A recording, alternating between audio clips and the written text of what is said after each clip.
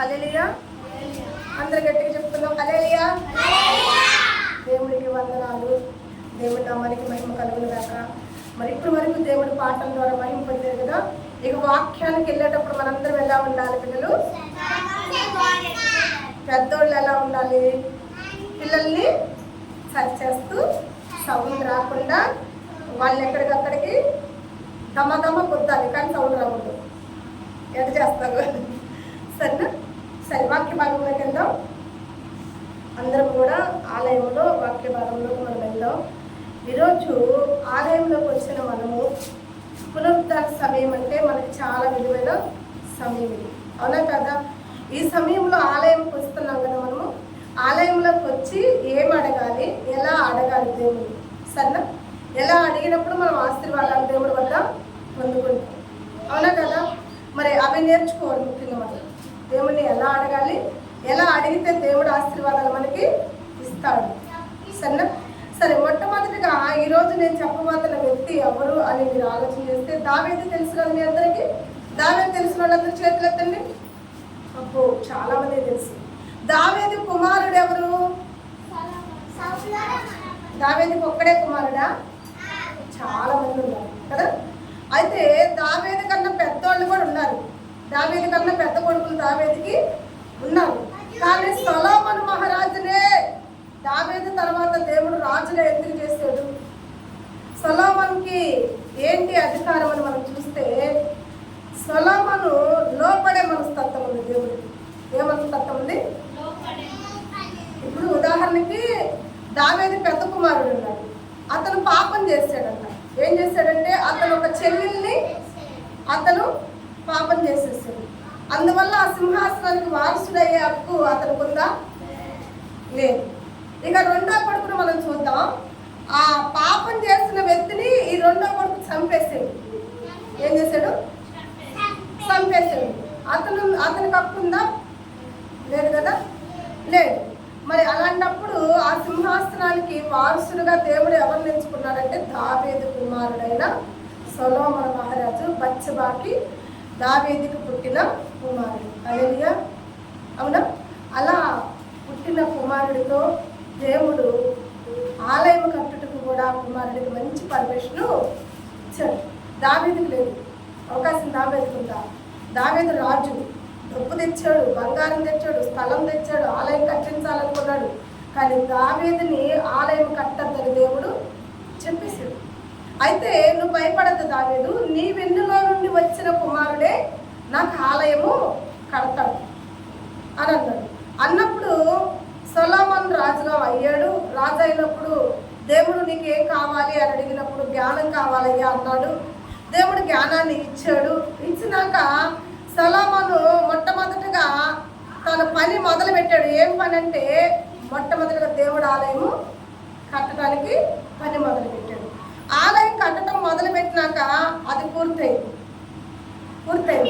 పూర్తయినాక అప్పుడు ఏం జరుగుతుంది? ఆలయం పూర్తయినాక ఎమ్మటే ఆలయము మొత్తం చూశాడంట సొలొమోను మహారాజు. మొత్తం పూర్తయింది. ఇప్పుడు ఆలయం వద్దకి సొలొమోను మహారాజు వచ్చాడు. అందరు వందనాలు చెప్తాం అన్నయ్యకి. అన్నయ్య వందనాలు. అన్నయ్య అమ్మ అందరికి చప్పట్లు కొడుతూ అన్నయ్య నాన్న.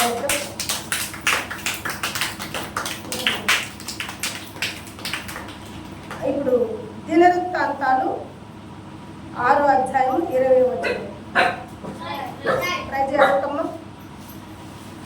సొలొమోను మహారాజు ఆలయం కట్టినాక ఆలయంలో జరుగుతున్న ప్రార్థన అదే 6వ అధ్యాయము 20వ వచనం ఒకసారి మనం చూద్దాం. దేవుడు సన్నిధి కొరకు సొలొమోను మహారాజు ఆలయం కట్టించాడు. ఓకేనా? అప్పటి వరకు ఆలయము లేదు. మోషే కాలంలో కూడా ఆలయము లేదు, కట్టలే ఎవరు. మోషే కాలంలో కూడా గుడారమే ఉంది, ఆలయము లేదు. ఆలయానికి చాలా ఖర్చు అవుతుంది, డబ్బుతో కూడిన మాట. అయితే మోషే కాలంలో కూడా గుడారం ఉంది కానీ ఆలయము లేదు. మొట్టమొదటి ఆలయము ఇదే. ఈ ఆలయం ఎక్కడ కట్టారంటే మనందరికి తెలుసు, అబ్రహాము కుమారుడు ఇస్సాకు తెలుసు కదా. ఇస్సాకును బలి ఇవ్వడానికి వెళ్ళాడు అబ్రహాం, గుర్తుందా? మోరియా పర్వతం. ఓకేనా? ఆ తర్వాత దావీదు ఒక వ్యక్తి కాడ వెలిగించి స్థలాన్ని కొన్నాడు. ఎలాంటి సమయంలో కొన్నాడంటే దేవుడు యుద్ధానికి వెళ్తున్నప్పుడు, అప్పుడు వరకు యుద్ధంలో దేవుడు విజయాన్ని ఇస్తూనే వచ్చాడు దావీదుకి. కానీ దేవుడు నా బలం అని చెప్పిన దావీదు బలహీనుడై జనాలను లెక్కేశాడు. యుద్ధ సమయంలో శత్రువుల కన్నా మన జనం ఎక్కువ ఉన్నారా తక్కువ ఉన్నారా అని లెక్కేసినప్పుడు దేవుడు కోపం దావీదు మీదకి వచ్చేసి 3 నీ ఎదుట ఉంటే, 1 నువ్వు నీ శత్రువులకు భయపడి పారిపోతావా, లేక నీ దేశం మీదకి ఒక 2 నెలలు క్షేమం కలిగించమంటావా, లేక నువ్వు నీ దేవుడి చేతిలో 3 రోజులు హింసింపబడతావా? ఇలాంటి ఆప్షన్స్ దావీదు ఎదుట పెట్టినప్పుడు దావీదు ఏమన్నాడంటే, మనుషుల చేతిలో పడే కన్నా దేవుడి చేతిలో పడటమే నాకు ఆశీర్వాదం అని చెప్పి అన్నప్పుడు దేవుడు ఎమ్మటినే ఆ ప్రజలందరినీ, దావీదు ఎంతమంది ప్రజలైతే లెక్కేసాడో ఆ ప్రజలందరినీ కూడా చంపేసే దూతను పంపించేశాడు.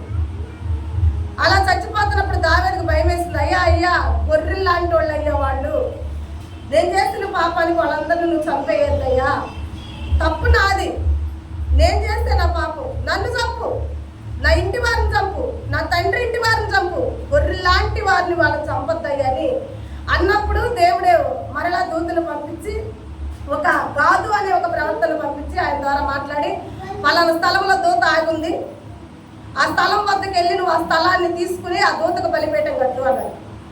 అప్పుడు దావీదు పరుగున ఆ స్థలంలో ఆయన వద్దకు వెళ్ళి ఆ పొలం నాకు కావాలన్నప్పుడు, అయ్యా తీసుకో నువ్వు రాజువి అన్నప్పుడు, ఒట్టిగా నాకు వద్దు, రానున్న రోజుల్లో ఎలాంటి ఇబ్బందులు వస్తాయో తెలియదు, ఆ ఓర్పించిన రేపు మాది అని అనొచ్చు కదా, అలా వద్దు, ఇక్కడ దేవుడికి ప్రత్యేకమైన బలిపీఠం మేము కట్టాలి కదా, కనుక ఆ స్థలం మాకు ఇచ్చేసే అని చెప్పి డబ్బులు పెట్టి ఆ స్థలాన్ని కొన్నాడు.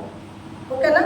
ఈ స్థలంలో ఆలయం కట్టడానికి దావీదు ప్రయాసపడ్డాడు. కానీ దేవుడు ఏమన్నాడంటే, దావీదు అనేక హత్యలు నీ చేతితో చేసావు, నీ చేతులు రక్తాన్ని రుచి చూసి, కనుక నా పరిశుద్ధ ఆలయం ఆ రక్తం చేతులతో కట్టద్దు, నీ కుమారుడికి అవకాశం నేను ఇస్తానన్నప్పుడు ఏ కుమారుడికి ఇచ్చాడు? పెద్ద కుమారుడికి ఇలా, ఎందుకంటే పెద్ద కుమారుడు చెల్లెలతో పాపము చేశాడు. 2వ కుమారుడికి ఇవ్వలా, సహోదరుణ్ణి 2వ కుమారుడు ఏం చేశాడు? చంపేశాడు. అంటే వాళ్ళిద్దరు కూడా అర్హతకి పాత్రలు కాలేకపోయాడు. ఇప్పుడు పాత్రుడుగా ఉందెవరు?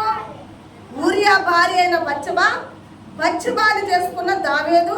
వీరిరువురు పాపానికి ఒక కుమారుడు పుడితే ఆ కుమారుడు పాపానికి జీతం మరణం అన్నట్టు ఆ బిడ్డ ఏమైపోయాడు? చనిపోయాడు. అవునా? మరొక కుమారుడుగా దావీదు మరలా బత్షెబా గర్భాన పుట్టాడు. ఓకేనా? అలా పుట్టిన ఈతన్ని రాజుగా దేవుడు ఎన్నుకున్నాడు. హల్లెలూయా. దేవుడు ఎన్నుకుని అతనికి ఆ స్థానం ఇచ్చేసి ఎమ్మటనే అతన్ని అంటున్నాడు, నాకు ఆలయం కట్టుతున్నాడు, కట్టేశాడు కూడా. పర్మిషన్ వచ్చేసింది దేవుడి వద్ద నుంచి, కట్టాడు. చక్కని ఆలయము, బంగారపు పూత పోసి మంచి రాళ్ళు పెట్టి చెక్కే పనివారిని పెట్టి 7.5 సంవత్సరం దాకా ఆలయం కట్టాడని లేఖనంలో ఉంది. మంచి ఆలయం. అవునా? ఈ ఆలయం కట్టినాక దావీదు చేస్తున్న ప్రార్థన ఈరోజు మనం చదువుకున్నాం. సరేనా?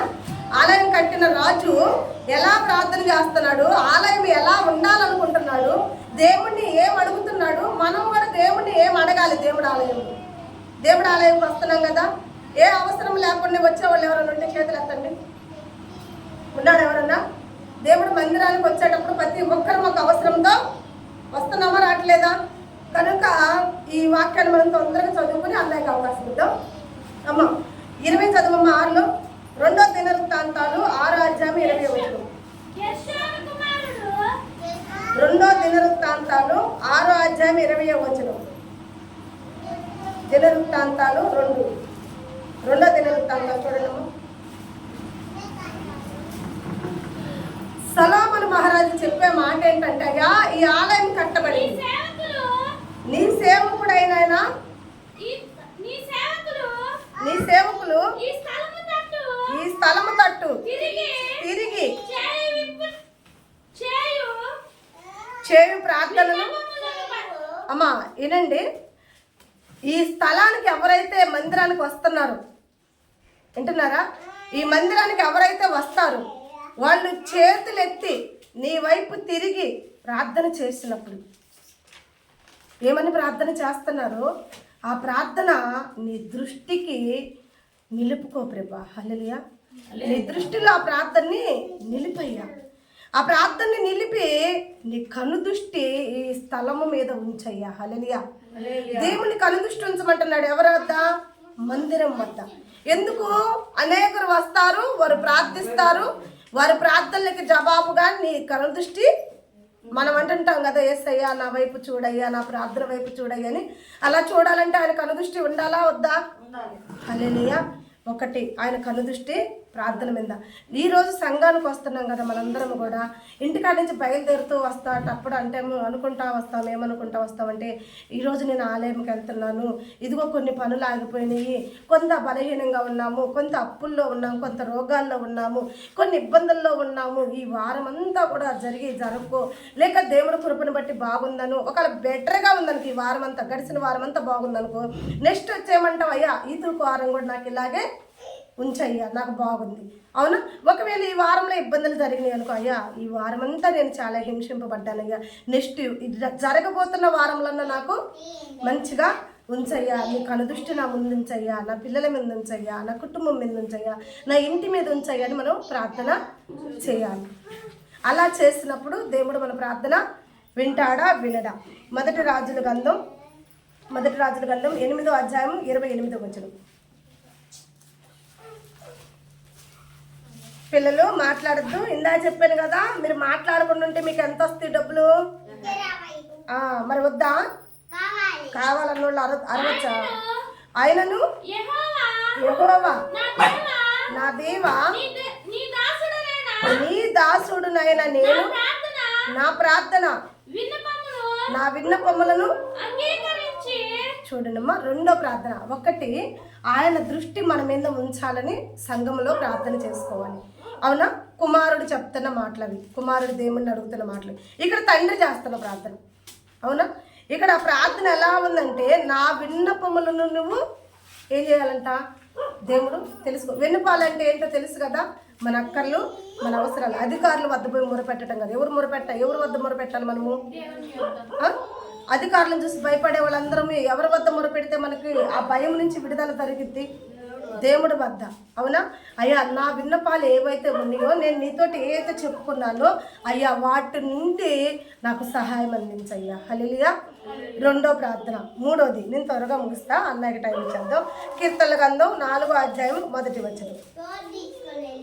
నేను మొరపెట్టినప్పుడు నాకు ఉత్తరం ఇవ్వయ్యా అని ప్రార్థన చేయాలి. మందిరంలోకి వచ్చినప్పుడు ఏం చేయాలా? ఒకటి, ఆయన దృష్టి మన మీద ఉండాలి. రెండోది, మన విన్నపాలు ఆయన వినాలి. మూడోది, మనకు ప్రత్యుత్తరం ఆయన ఇవ్వాలి. ఓరికి ఇని వదిలేస్తే బాగుంటుందా? మనం చెప్పే అన్నీ ఇని వాళ్ళు వదిలేస్తే మనకు బాధగా ఉంటుందా? అయ్యో ఒక్క ముక్కన్న మనకు సమాధానం చెప్పలేదే, ఆయన నోటి నుంచి ఏమొచ్చిద్దోనని నేను చాలా ఎదురు చూస్తున్నానే, ఒక్క మాట అన్నా చెప్పలేదే, నేను చెప్పినవన్నీ ఇన్నాడు వెళ్ళిపోయాడు, మరి నాకు చేస్తాడో చేయడు, ఇలా టెన్షన్ ఉంటుందా ఉండదా ప్రతి ఒక్కరికి? అలా ఉన్నప్పుడు దేవుడు అమ్మటనే మాట్లాడేసాడు అనుకో, మనకి చాలా రిలీఫ్గా ఉంటుంది. అవునా కదా? అవునా? చాలా. ఎందుకంటే చేయ పని ముందు ఎమ్మటనే చెప్పేస్తున్నాడు కదా అనుకుంటాం, ఒక నాయకుల కాడికి, ఒక పెద్దోళ్ళ కాడికి వెళ్ళినప్పుడు. అలాంటిది ఈయన చేయని వాడు కాదు కదా, చేసే ఆయనే. నువ్వు అడిగితే ఏదైనా ఆయన చేసే దేవుడు. ఆయన మనం అడిగేటప్పుడు ఎలా అడగాలి? అయ్యా నాకు ఉత్తరం ఇయ్యయ్యా, నాకు చాలా టెన్షన్గా ఉంది, చాలా బాధగా ఉంది, నేను అడుగుతున్నవి, నేను చెప్తున్నవి నువ్వు వింటున్నావో లేదు, నువ్వు వింటావో వినవో, సరే ఒకవేళ వింటే ఒక్క మాట నీ నోట్లోంచి నాకు చెప్పేసే అయ్యా, ఉత్తరం ఇచ్చేసే. కానీ దేవుడు ఆలయంలో అడగాలి. అప్పుడు దేని ద్వారా ఉత్తరం ఇస్తారంటే డైరెక్టర్ దేవుడు వచ్చే మనతో మాట్లాడమ్మా, వాక్యమై ఉన్న దేవుడు వాక్యంతోనే మనతో మాట్లాడతాడు, సమాధానం చెప్పాడా? ఒకటి, ఆయన కనుదృష్టి మన మీద ఉండాలి. రెండవది, మన విన్నపాలు ఆయన వినాలి. మూడవది, ఆయన నోటి మాటతో మరలా వాక్యం ద్వారా మనతో మాట్లాడి సమాధానం అనేది దేవుడు మరలా మనకి ఇవ్వాలి. సమాధానం పట్టుకుని వెళ్ళాలి, ఒట్టిగా వెళ్ళచ్చా? వెళ్ళకూడదు కదా. నాలుగోది కూడా మనం చూద్దాం. కీర్తన 5:1. యెహోవా నా మాటలు చెవును పెట్టుము, నా ధ్యానము మీద చాలమ్మా. నాలుగోది ఏంటి అని మనం చూస్తే లక్ష్యం ఉంచుము. ఓకేనా? ఒక్కొక్కరు లెక్క పెడతారమ్మా అన్నమాట, లక్ష్యం ఉంచుకుంటారు. అసలు ఏపో నువ్వు వచ్చి చెప్పావు, నేను విన్నాను, నీకు సమాధానం చెప్పానులే చేస్తానని. ఇక చేస్తారా? అదే ఒకవేళ వాళ్ళ మైండ్లో మనం గుర్తుండిపోతే, వాళ్ళ దృష్టికి మనము లక్ష్యం ఉంచారనుకో, మన మీద ఒక లక్ష్యం ఉందనుకో వాళ్ళకి, ఇక మర్చిపారు కదా. మనం అడిగినాక చేస్తామని కూడా చేయకుండా చేయి వెనిదిసి ఒకవేళ చేసేవాళ్ళే అనేక మంది మనలాంటి వాళ్ళు ఉంటారు కాబట్టి మనల్ని మర్చిపోవచ్చేమో, అవునా మనుషులైతే. కానీ దేవుడి దృష్టికి వచ్చేసరికి భక్తుడు అంటున్నాడు, అయ్యా లక్ష్యం ఉంచయ్యా నా మాటల మీద, నువ్వు లక్ష్యం ఉంచయ్యా అంటే నేను చేసిన ప్రార్థన ఏది కూడా నువ్వు మర్చిపోగలయ్యా, గుర్తుపెట్టుకయ్యా, సహాయం చేయయ్యా. ఇది 4వదిగా ఏమని చెప్పాలి దేవుణ్ణి మనం మందిరంలో, నా ప్రార్థన మీద లక్ష్యము ఉంచయ్యా, నన్ను ఏమాత్రం కూడా నువ్వు మర్చిపోవద్దయ్యా. జ్ఞాపకం చేసుకో, 4గురితో నారాయణ 10గురితో గోయిందని నన్ను మర్చిపోగాకయ్యా. నేను సపరేట్గా, నా హృదయం సపరేట్గా, నేను విరిగి నలిగిన హృదయంతో నీ ఆలయంలో వాడబడుతున్నాను కదయ్యా, నాకు సహాయం చేయగలి దేవుని మనము అడగాలి. హల్లెలూయా. 5వది చెప్పేసి నేను ఆపేస్తా. 13:2 కీర్తన గ్రంథం 13:2 చూద్దామమ్మా.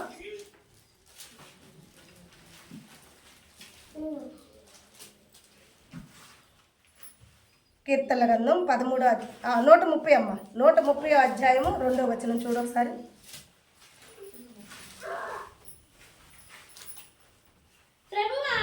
ప్రభువా నా ప్రార్థన ఆలకించుము, నీ చెవి నొక్కి నా ఆత్మదని. చాలు. 5వది ఏంటంటే నా ఆత్మదని వినుము.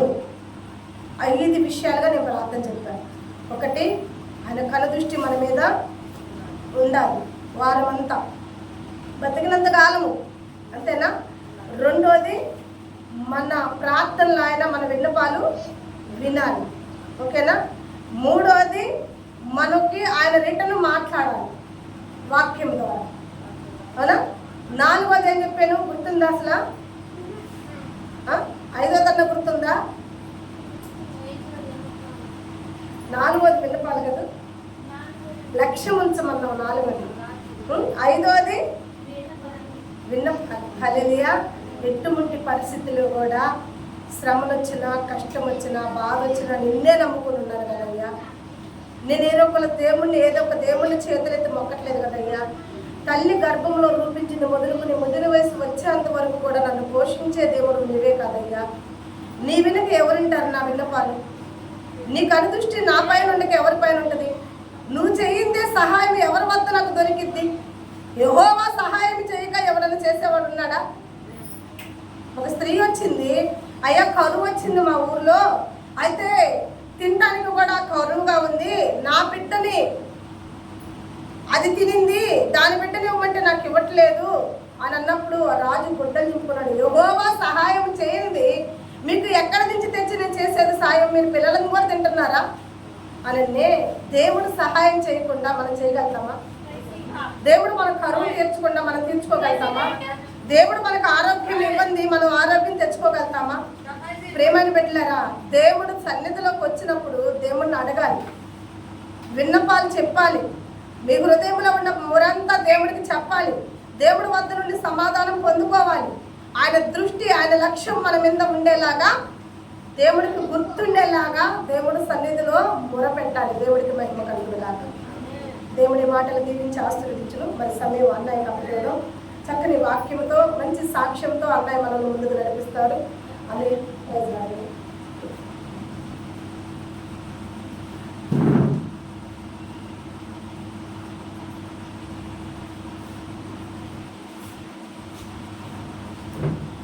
దేవుని పరిశుద్ధ నామానికి మహిమ కలుగునుగాక. అందరూ ఒకసారి దేవునికి మా స్తోత్రాలు చెప్తాం. హల్లెలూయా, హల్లెలూయా. ఇక్కడి నుంచి రావాలి, పట్లో నుంచి. హల్లెలూయా. నేను ఒక గాడిదని, నాకు సపట్లు కొట్టారు కదా, యేసయ్యకి ఒకసారి సపట్లు కొట్టండి. ఈ గాడిదకే కొట్టారు, యేసును మోసే గాడిదకి. ఏసై కొట్టాలి కదా. మంచిది మంచిది. ఈ సంఘంలో మీకు మంచి పాస్టమ్మ గారు ఆత్మీయంగా మరి చదువు తక్కువైనా ఎంతో చక్కటి వాక్యం చెప్పింది. ఎందుకంటే నేను 1990 డిసెంబర్లో నేను చర్చికి వెళ్ళా. ఫస్ట్ రోజు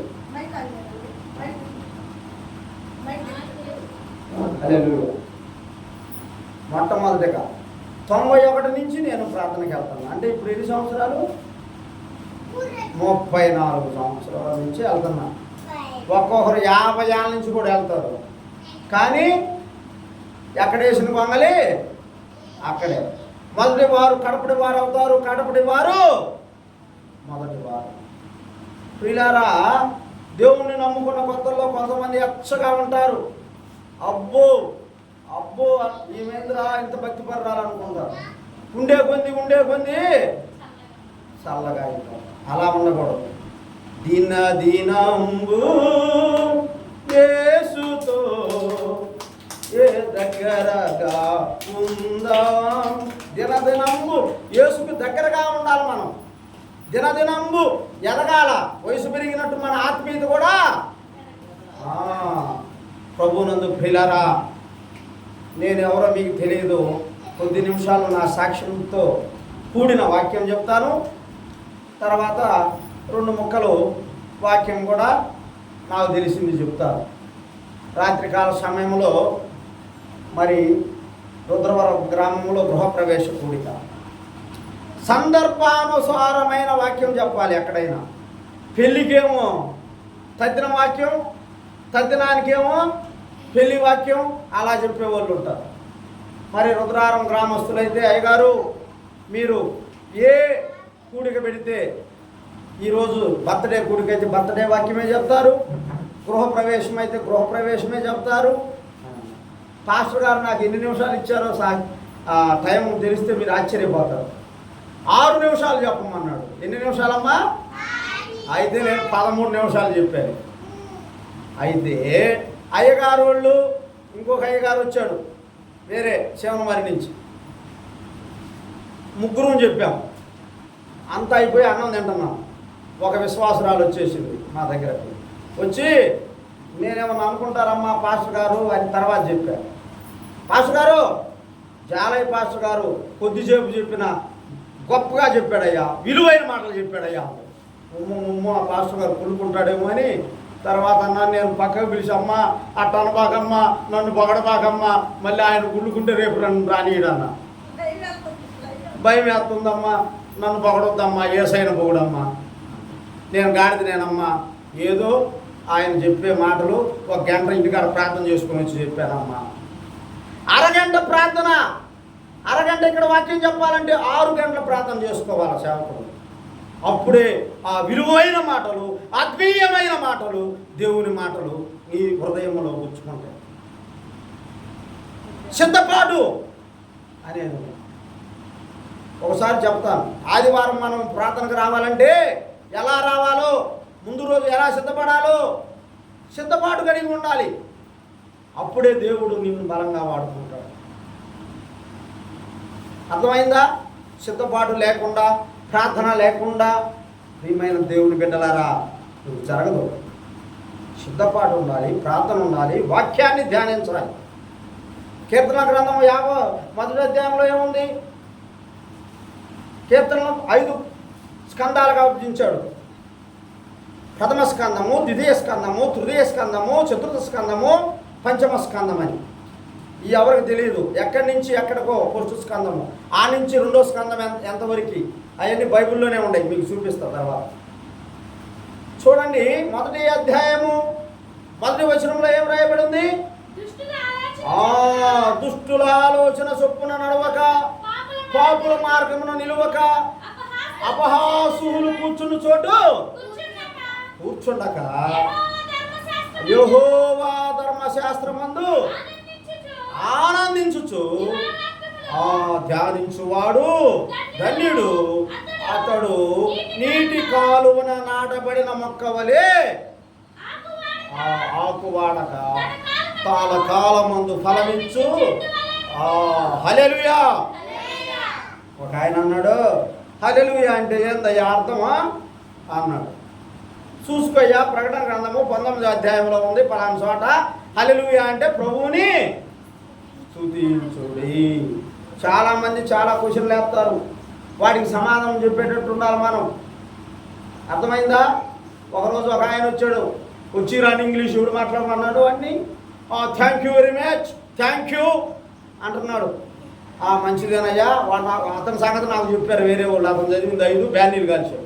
సరే, అవన్నీ వేరు, పేదలు చదివే లేదు, తప్పు లేదు. కానీ తప్పు మాట్లాడకూడదు. ఏందమ్మా? తప్పు మాట్లాడకూడదు. ఇంగ్లీష్లో on the name of the Jesus అన్నాడు. నేనే పట్టేశాను. ఆయన వదిలిపెట్టి రాబోవా అన్నాడు పాస్టర్ గారు వాళ్ళ ఊరు చీకట్లో. వదిలిపెట్టిపోయేటప్పుడు, అయ్యగారు ఎన్ని చదివావు అయ్యగారు, నువ్వు ఇంగ్లీష్ భలే మాట్లాడుతున్నావే. అయ్యా నేనేం అన్నాడు. అయితే భలే మాట్లాడాను.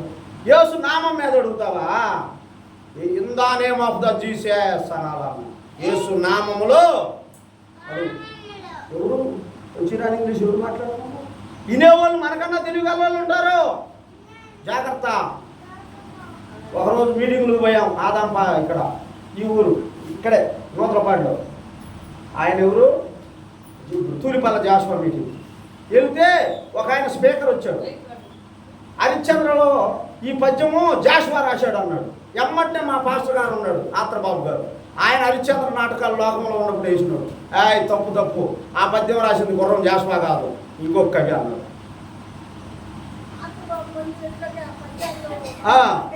ఆ పాస్టర్ గారు తెలియక తప్పు చెప్పారు. ఒకరు రాస్తే ఒకరు రాశాడండి. అతనే ప్రియులారా, బైబిలు జ్ఞానము గొప్పది, ఈ లోక జ్ఞానము వెర్రితనమే.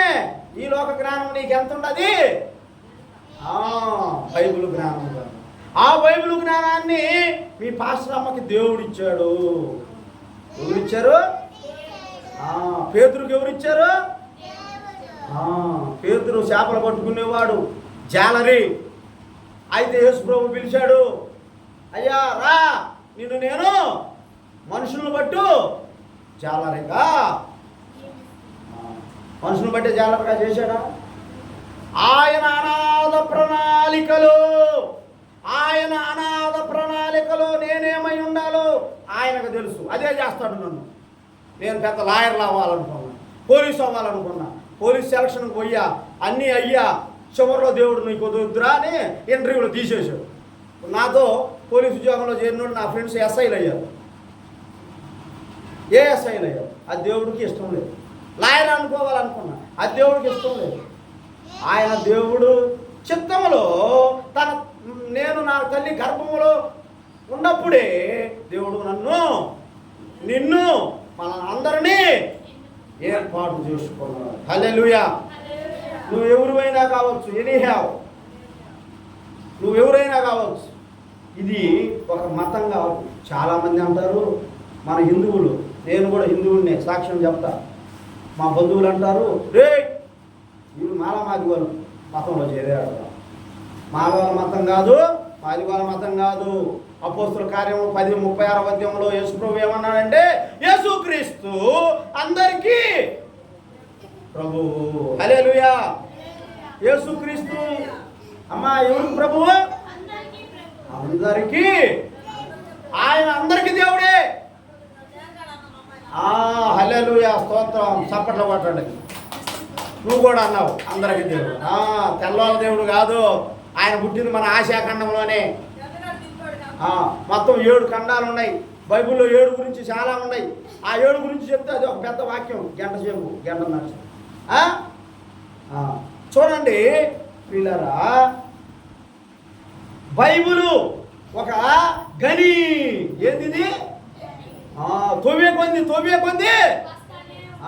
నువ్వు 100 సార్లు చదువు, 101సారి ఇంకొకటి కానొచ్చింది, నీకు తెలియదు అమ్మా.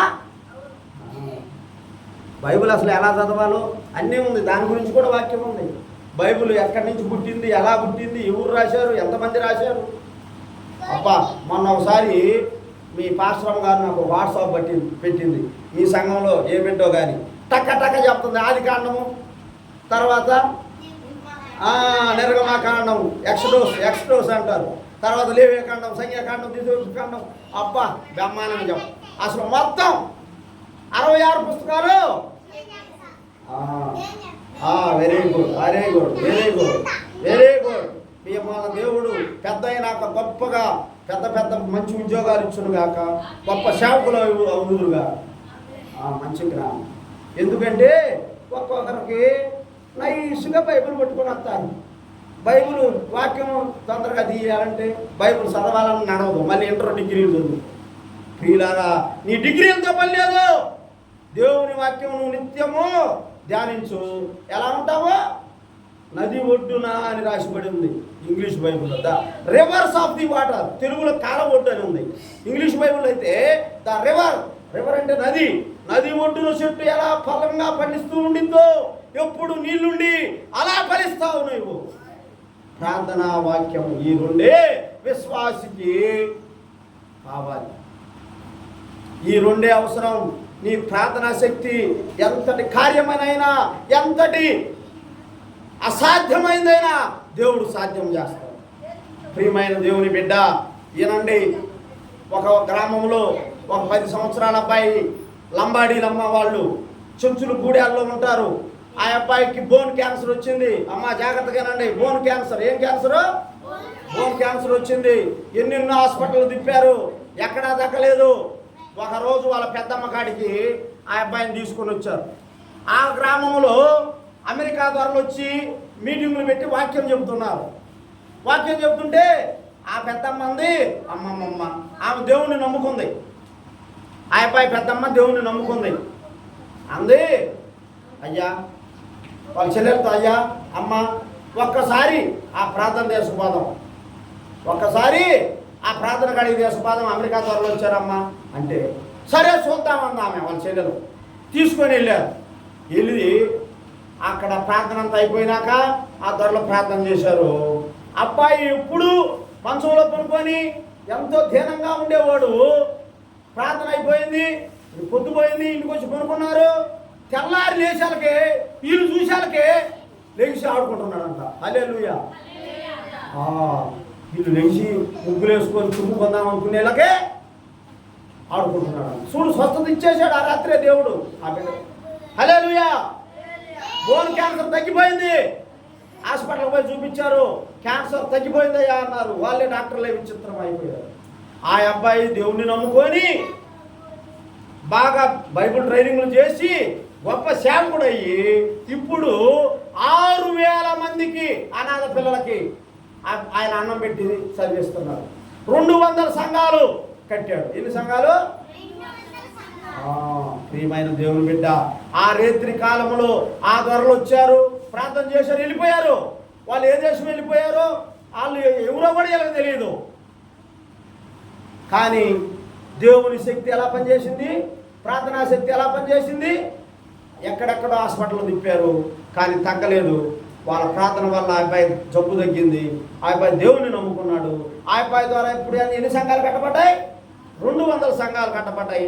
6,000 మంది అనాథ పిల్లలకు చదువు ఉచితంగా, వారికి అన్నం ఉచితంగా పెడతారు. హల్లెలూయా. కాబట్టి దేవుడు చేసే కార్యాలు అద్భుతం, ఆశ్చర్య కార్యాలు. యెషయా గ్రంథంలో దేవుడు చెబుతున్నాడు 9:1, 9:7 ఆశ్చర్యకరుడు, ఆయన ఆలోచనకర్త, నిత్యుడగు తండ్రి, బలవంతమైన దేవుడు, ఆయన గొప్ప దేవుడు, ఆయనకు అసాధ్యమైంది ఏమీ లేదు. పిల్లారా, యేసు ప్రభు వారు చరిత్ర చూస్తే ఆయన 4 సంవత్సరాల వయసు నుంచి 30 సంవత్సరాల వయసు దాకా నజరేతు అనే గ్రామం, ఇప్పుడు అది పెద్ద సిటీ అయిపోయిందిలే ఇశ్రాయేల్ దేశంలో, అక్కడ జీవించాడు. తర్వాత 3.5 సంవత్సరం యేసు ప్రభు 33.5 సంవత్సరమే బ్రతికింది. ఆ 3.5 సంవత్సరం ఈ భూలోకంలో ఉంది. దేవుని పరిచర్య చేశాడు.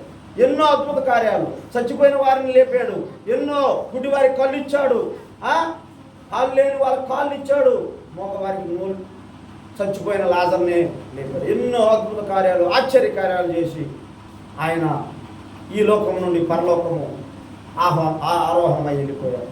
సమాధిని గెలిచిన దేవుడు ఎవరంటే ప్రపంచంలో యేసు ప్రభువే. చాలామంది పాపాలనే వారు చాలామంది సమాధి చేయబడ్డారు, కానీ సమాధిని గెలిచిన దేవుడు ఎవరయ్యా అంటే యేసయ్య మాత్రమే. ఆ యేసయ్యే ప్రియమైన దేవుని బిడ్డ. అందుకే యేసన్న పాట మంచి మంచి పాటలు రాస్తాడు. నేనెందుకని నీ సొత్తుగా మారితిని, యేసయ్యా నీ మోసే కడగబడినందున, నీ అనాది ప్రణాళికలో హర్షించెను నా హృదయ సీమా. నీ అనాద ప్రణాళికలో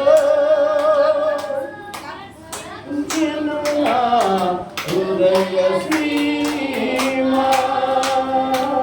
ఆహా నా ధన్యత, ఓహో నా భాగ్యమో, ఏమని వివరింతును,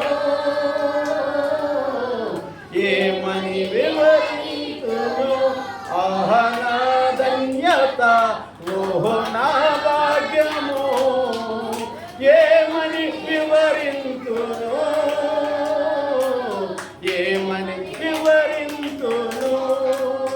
నీ పరిచర్యను తుదముట్టించుటే నా నియమమాయనే. నీ సన్నిధిలో నే పొందుకోరి నీ స్నేహితుడానై,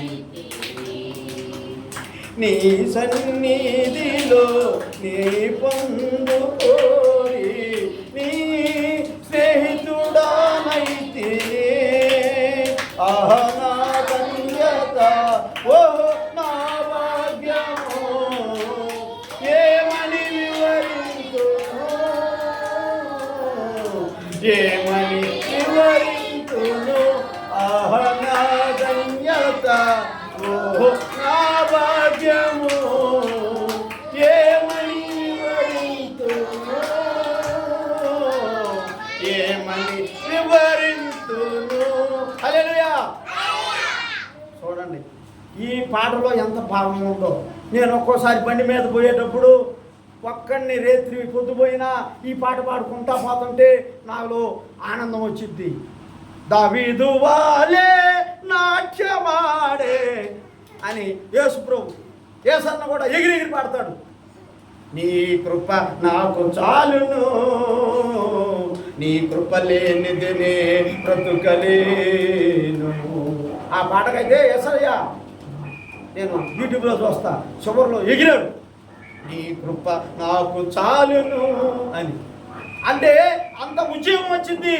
దావీదు పాట పాడేటప్పుడు కీర్తన గ్రంథం చివరి అధ్యాయంలో చూడండి, చదువుకోండి. ఆయన ఎగిరి గంతులు వేసి దేవుని స్తుతించాడు. హల్లెలూయా, హల్లెలూయా. దేవునిలో అంత ఆనందం ఉంది. ఈ ఆనందము నీకెక్కడా దొరకదు. కోట్లు పెట్టినా దొరకదు, లక్షలు పెట్టినా దొరకదు.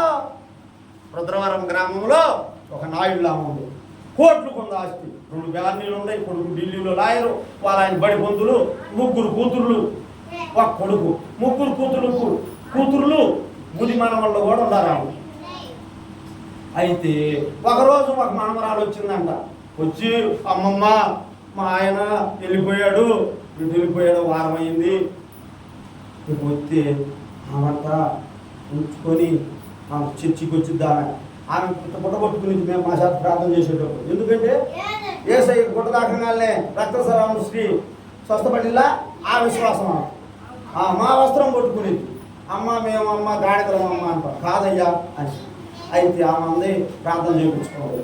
చర్చిలో చెప్పింది, నా మనవరాలికి ఏడుస్తుంది, నాలో సంతోషం లేదు, నాలో దుఃఖమే, నాలో ఆనందం లేదు అంటుంది. మేము ప్రార్థన చేశాం, వారం రోజుల్లో వస్తాడు. మీ పాడలో భర్త వారం రోజుల్లో వస్తాడన్నాం. కరెక్ట్గా మళ్ళీ వచ్చి ఆదివారానికి వచ్చేసాడంట. ఆమె వచ్చి సాక్ష్యం. హల్లెలూయా, హల్లెలూయా. ఆమెలో అంత లక్షణాలు ఉన్నాయి. కోట్లు ఉన్నాయి కానీ సంతోషము, సమాధానము. సంతోషము సమాధానం కావాలంటే యేసు దొక్కనే దొరికి. ఈ సంతోషము నీకు కావలెనా, ఈ సంతోషము నీకు కావలెనా, నేడే యేసు నద్దాకు రమ్ము, నేడే యేసు నద్దాకు రమ్ము. సంతోషమే సమాధానమే, సంతోషమే సమాధానమే. సంతోషము సమాధానం ఎక్కడ ఉంది? కాబట్టి ప్రియులారా, మీరందరూ కూడా దేవుని నమ్ముకున్నారు, మీ బిడ్డలను తీసుకొని వస్తున్నారు, అందుకు మంచిది. ఇంకా బైబిల్ గ్రంథం ప్రసంగిలో ఉంది, నీ బాల్య దినమంది చీకటి కమ్మక ముందే, సూర్యుడు అస్తమించక ముందే, నీ బాల్య దినమందే నీ సృష్టికర్తను స్మరణకు తెచ్చుకోవాలి. బాల్యదినం అందే మనం దేవుణ్ణి నమ్ముకోవాలి. బాల్యదినం అందరూ నమ్ముకున్న దేవుని బిడ్డలు గొప్ప గొప్పవారయ్యారు. నేను చూశాను. వీళ్ళారా అద్దంకిలో వాళ్ళు హరిజనులు, మాలోళ్ళు, యేసుప్రభు అంటే తెలియదంట. ఆయన ఒక చిన్న ఉద్యోగం, దేవుని నమ్ముకున్నాడు. ఆయన బిడ్డలు వాళ్ళ పెద్ద కొడుకే నాకు చెప్పాడు, ఆయన లెక్చరర్, అయ్యా యేసుప్రభుని నమ్ముకున్నాక మా కుటుంబం దీవించబడ్డామయ్యా, మా నాన్న చిన్న ఉద్యోగము, దేవుని నమ్ముకున్నాడు. ఈ రోజున మా తమ్ముడు అమెరికాలో ఇంజనీరు, ఒక తమ్ముడు బిఎస్ఎన్ఎల్ ఫోన్లో పెద్ద ఇంజనీర్ బెంగళూరులో, నేను లెక్చరర్ని, మా చెల్లెలు కూడా లెక్కల టీచరు హై స్కూల్లో, నేను ఇంగ్లీష్ లెక్చరర్ని. అందరినీ దేవుడు ఆశీర్వదించాడు. ఎందుకు ఆశీర్వదించాడు? చిన్నప్పటి నుంచి వాళ్ళు దేవుళ్ళలోనే, ఇంటర్మీడియట్ చదివేటప్పటి నుంచి కూడా ఆయన సేవ చేసేవాడు, పత్రికలు ఇచ్చేవాడు అండి ఇళ్ళల్లో. కాబట్టి ప్రియులారా, మీ పిల్లల్ని దేవుడిని పెంచడం నాకు ఎంతో ఆనందంగా ఉంది. సరే, వాళ్ళకంటే తెలియక వాళ్ళు చేస్తున్నారులే, అది వాళ్ళ తప్పు కాదు, వయసు తప్పు. కాబట్టి పిల్లలారా, యేసు ప్రభు ఏమన్నాడమ్మా? ఏమన్నాడు? పిల్లలదే పరలోక రాజ్యము. మీ కొరకు, నా కొరకు మీరు ఆడవద్దు, మీ కొరకు, మీ పిల్లల కొరకు. చెరువులో 7 మాటలు మీరు విన్నారు కదా.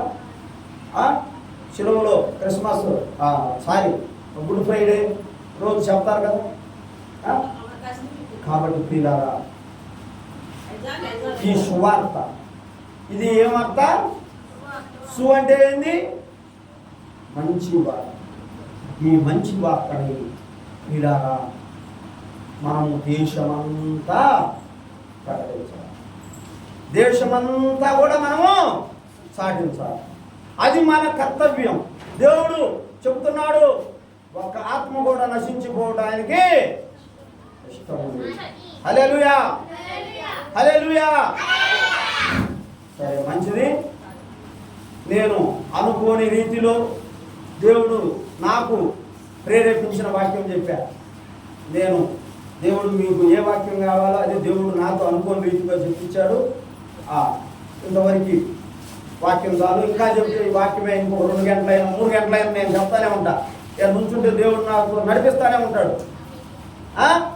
సరే, మంచిది. మనకు సమయం మళ్ళా లేదు.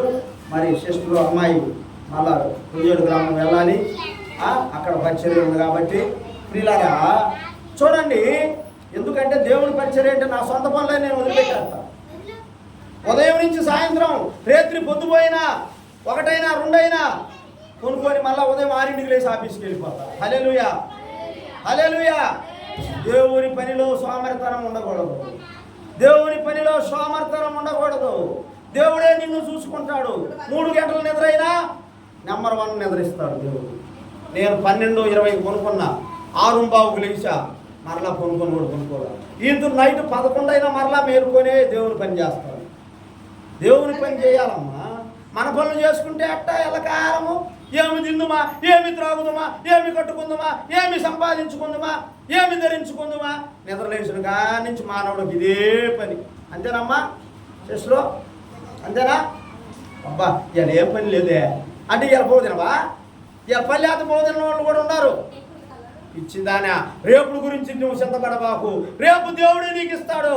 ఆకాశ పక్షులకు ఎవరు ఇస్తున్నారు అమ్మా? నీకు బ్రతికినిచ్చిన వాడు బ్రతకనేయడా? అన్నం లేక చచ్చిపోయిన వాళ్ళు లేరు, ఏదో తప్పులు చేసో అప్పులు చేసో చచ్చిపోయిన వాళ్ళు ఉన్నారు కానీ. అవునమ్మా? దినదినం ఆయన నీకు ఇస్తాడమ్మా. ఎందుకు భయం? మా భార్య నింది ఏందయ్యా ఎప్పుడు వచ్చిన డబ్బులు అన్నీ ఖర్చు పెడతావే, రేపు ఏదన్నా ఆపదొస్తే మనకెట్టా, రేపు ఏదన్నా ఇచ్చిదాన్ని ఆ రోజు దేవుడే ఇస్తాడు అంటాడు. రేపుడు గురించి చింతపడకూడే అంటున్నాడు దేవుడు. అన్నాడా అమ్మా? ఒకసారి మీ పాస్టర్ గారు చూస్తే నాకు చాలా బాధించింది. విశ్వాసంతో బతుకుతుంది, నీతిగా బతుకుతుంది. నీతిమంతుడు 7 సార్లు బట్టాలేస్తాడు. హల్లెలూయా! ఎన్నిసార్లు? పక్కనోళ్ళు నవ్వుకోవచ్చు, పక్కనోళ్ళు ఎక్కిరించవచ్చు. అమ్మా ఏనండి పక్కనోళ్ళు. కానీ సైతాను కూడా దేవుడు నువ్వు కరెక్ట్గా ఉంటే నీకే కష్టాలు ఎక్కువ పెట్టింది. మంచి వాళ్ళకి కష్టాలు రావు, మా లోపల ఉండాలి రావు, మనకే వస్తుంది. కానీ అన్నీ భరించాలి. అన్నీ భరిస్తేనే దేవుడు నిన్ను పరలోకంలోకి, ఆ నిత్య రాజ్యంలోకి.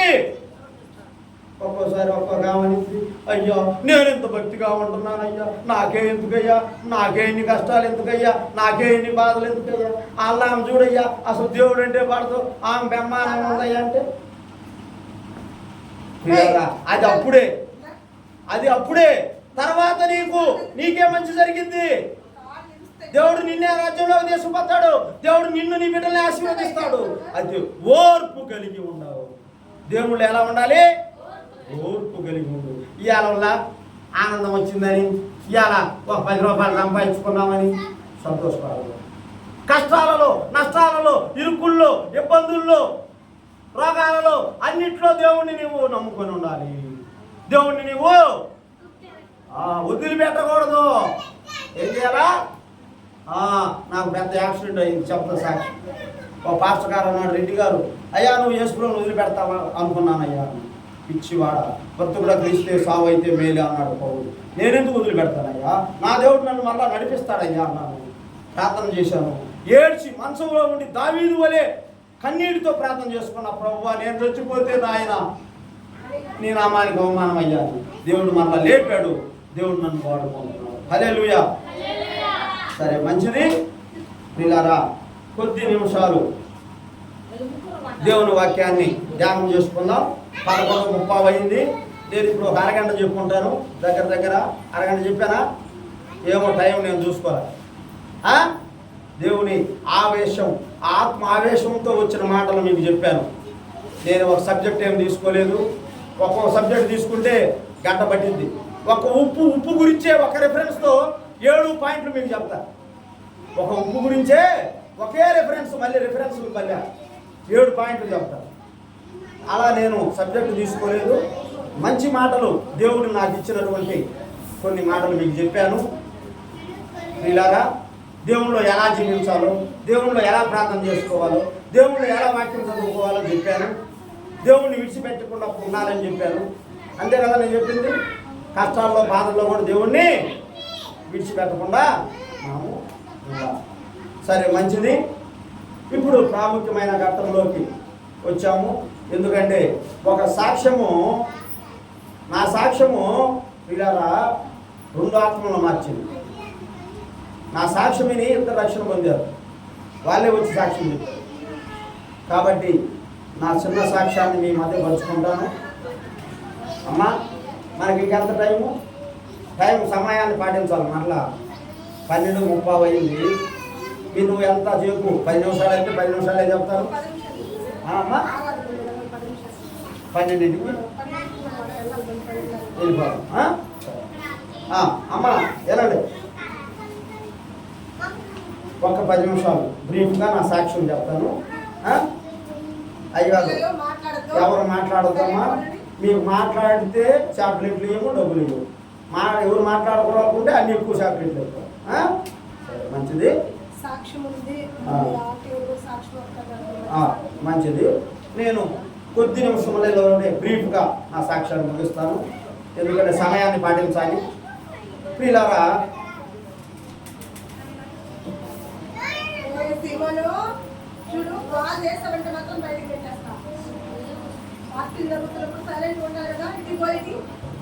ఇవి ఇంటికి పోయి చదువుకోండి, చూసుకోండి. మీటింగులు రేపు నుంచి రేపు ఎల్లుండు. సరే నిర్మల ఆ 3, 4, 5 మంగమూరులో ఉదా పురుషుల. సరే వినండి, చిన్న ప్రార్థన చేస్తాను. చిన్న ప్రార్థన చేసి నా సాక్ష్యాన్ని పంచుకుంటాను. సర్వోన్నతుడా, శక్తిమంతుడా, బలవంతుడా, నిన్న నేడు ఏకరీతిగా ఉన్న మా పరలోకపు తండ్రి, మీ పరిశుద్ధ నామానికి స్తోత్రాలు స్తోత్రాలు. మీ పరిశుద్ధ నామానికి కోట్ల కొలదిగా స్తోత్రాలు స్తోత్రాలు. ఇదిగో నాయన, ఈ లోకములో పనికి మాలినటువంటి మమ్మల్ని నాయన, ఎన్నికలేని మమ్మల్ని మీరు ఎన్నుకొని నాయన అయా మీ పనిముట్టుగా, మీ పాత్రగా, మీ సాధనంగా వాడుకుంటున్న విధానానికి స్తోత్రాలు. ఇది మా ధన్యత, మా భాగ్యము కాదు నాయన, నీ భాగ్యము, నీ ధన్యతే నాయన. మేము ఉట్టివారి, మీ మట్టి వారిమే నాయన, మేము ఏ పాటి వారిమి నాయన. నీ కృపలో మమ్మల్ని దాచి అయా అనేక ఇబ్బందుల్లో, ఇరుకుల్లో మమ్మల్ని రక్షించి మా పట్ల గొప్ప కార్యాలు జరిగించిన ఆయన, ఈ విధంగా మమ్మల్ని తండ్రి నీ సన్నిధిలో వాడుకుంటున్న విధానానికి స్తోత్రాలు. ఇదిగో నాయన, మరి నా కొద్ది సాక్ష్యాన్ని బిడ్డల ముందు పంచుకొని పోవచ్చు. అయ్యా, నా సాక్ష్యాన్ని బట్టి తండ్రి ఒక్క ఆత్మైనా రక్షింపబడినట్లు నీకు అనుగ్రహించి మయం తెచ్చుకోవాలి. ఈ సమయం ఇచ్చిన తండ్రి పాస్టర్ గారికి, సంఘస్థులకి, సంఘ బిడ్డలకు కూడా మరోసారి వందనాలు తెలియజేస్తున్నాను. ముందున్న సమయాన్ని మీ చేతులకు అప్పచెప్తున్నాను. నజరేయుడైన పరిశుద్ధుడైన యేసు నామమున ప్రార్థిస్తున్నాను తండ్రి, ఆమేన్. మరి ఒక చిన్న సామెత ఉంది. అరగంట అయితే ముద్దు అంట, వింటారంట అందరూ. గంట ఏమో హద్దు అంట. అరగంట అయితే ఏమో ముద్దు వింటారు, గంట హద్దు, గంటన్నర వద్దు. కాబట్టి నేను అరగంట చెప్పను, అరగంట చెప్పేశాను వాక్యం. 10-15 నిమిషాల్లో నేను 12 గంటల కల్లా ముగిస్తాను. మరలా ఆరాధన ఉంది, ఇంకో సాక్ష్యం మీకు ఎవరు అమ్మగారు చెప్తారంట. మాది మైనంపాడు గ్రామమే, పక్కన 3 కిలోమీటర్ల నూతలపాడికి మైనంపాడు గ్రామం. యేసు ప్రభు ఎవరో మాకు తెలియదు. నేను ఒక హైందవ హిందూ కుమ్మరి కులములో, కుండలు చేసుకునే కులంలో పుట్టాను. అయితే మా నాన్న వాళ్ళకి కుండలే జాత కాదు, వ్యాధీలు, పొలము, వ్యవసాయమే. మీ నక్కా ఓళ్ళు అంటారు మా ఊళ్ళో, పెరుగోళ్ళు. వీళ్ళ బంధువులు పెరుగోళ్ళు మా ఇళ్ళ కాడే, మా ఇళ్ళ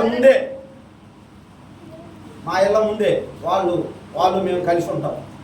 ఒక 4 నాయుళ్ళు ఇళ్ళు, మళ్ళీ 4 సోదరులు ఇళ్ళు, ఆ యాదవులు, మా కుమ్మరోళ్ళు అందరం కలిసి ఉంటాం. ఆ పక్కన కొద్ది దూరంలో మళ్ళీ మన రాజులు, మన రాజులు అందరం కలిసే ఉంటాం, అందరం బాగుంటాం. BC colony. అయితే వీళ్ళారా, యేసు ప్రభు ఎవరో తెలియనప్పుడు నేను ఎలాంటి రక్షణ పొందానో మీకు చెప్తాను. మాకు 3 బ్యానీలు ఉన్నాయి. మా నాన్న 4 అయితే పోస్ట్లో వెళ్ళిపోయాడు. 2 ఆయన పొలిటికల్ లీడర్, మా పెదనాన్న కుమ్మర సుబ్బయ్య అంటారు.